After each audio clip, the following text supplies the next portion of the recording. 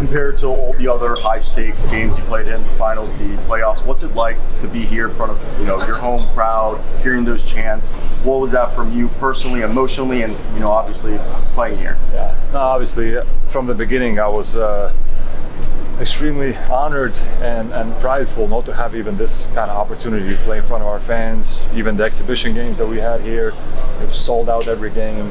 Our fans were super excited for this tournament, kind of almost having the aspirations of like what was it, 1935 when we won, right, the gold medal. It was kind of like built up perfect for us to do something unbelievable, right? But as you know, sport is like this, and in one game anything can happen, and we believed until the last moment that we could create some magic, but just today we fell short, and it stings, it hurts, but we have to live with this, and we have to use it as fuel for the future. Kristaps, how can you describe your summer until now? My shot? Your summer. My summer. Your workout until the Eurobasket. Yeah. How difficult was that? Because you didn't work out individually as you did previous years. Yeah. How can you describe your summer? No, I feel like I had a pretty good, pretty good build-up. Ooh, pretty good build-up. As the summer went, it's true that I was there were still some days where I wasn't feeling perfect, and I'm still working my way back to having my gas tank like full. But as the tournament went on, also I started to feel really good physically, and I know I could push my body, I could push myself to go, and today was an example of that. And I think it's just up from now, and overall great summer with my Latvian teammates, being back home, enjoying time with family, and yeah, just would have liked to finish on a more beautiful note. And that summer, how motivates you to get better, you personally, to get better, the whole team get better for the next FIBA competition? Of course, yeah, that's going to be a goal of ours. We know how difficult it is. We know it's just one game and anything can happen. I want to say thanks to my teammates, the staff, and Luka for this 4 years, Luka Banki, for these 4 years working with us as a head coach. He did a phenomenal job. He brought us to a different level, and yeah, hats off to him. It was tough for him also to be with us all the time, and he did his best. So we're nothing but thankful for him. And yeah, we move forward now, and hopefully there's many great moments and many great wins ahead of us. Kristaps, what Lithuania did that surprised you maybe, and that threw off you off for your game as a team? I think they did a good job. I mean, they were switching the whole game, right? And what they did really smart is put Tubelis on Žagars. So the pick and roll with me and Žagars was, kind of without real advantage, I would say. We made some adjustments, we tried to slip, but you guys were really prepared for that and really did a good job defensively.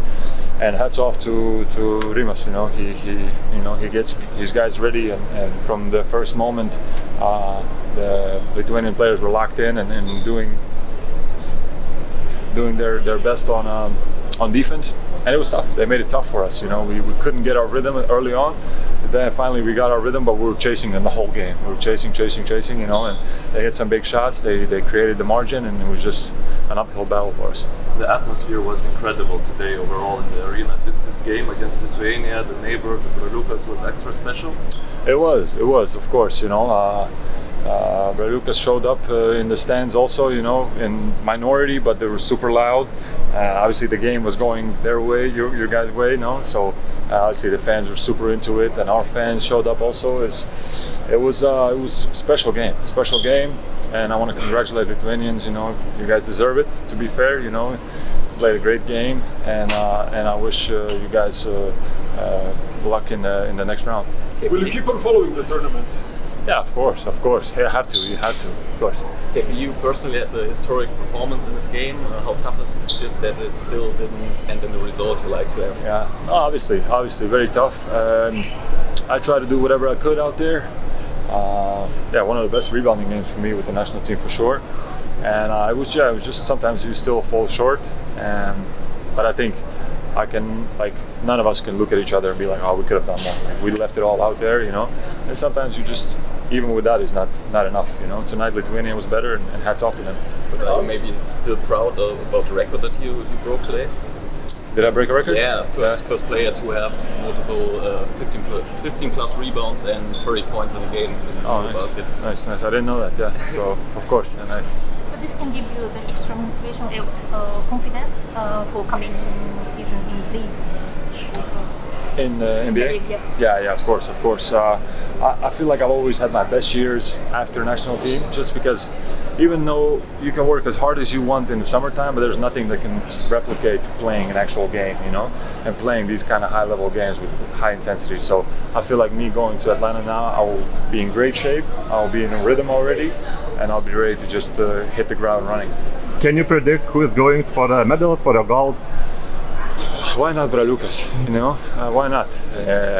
As I said, in one game anything can happen.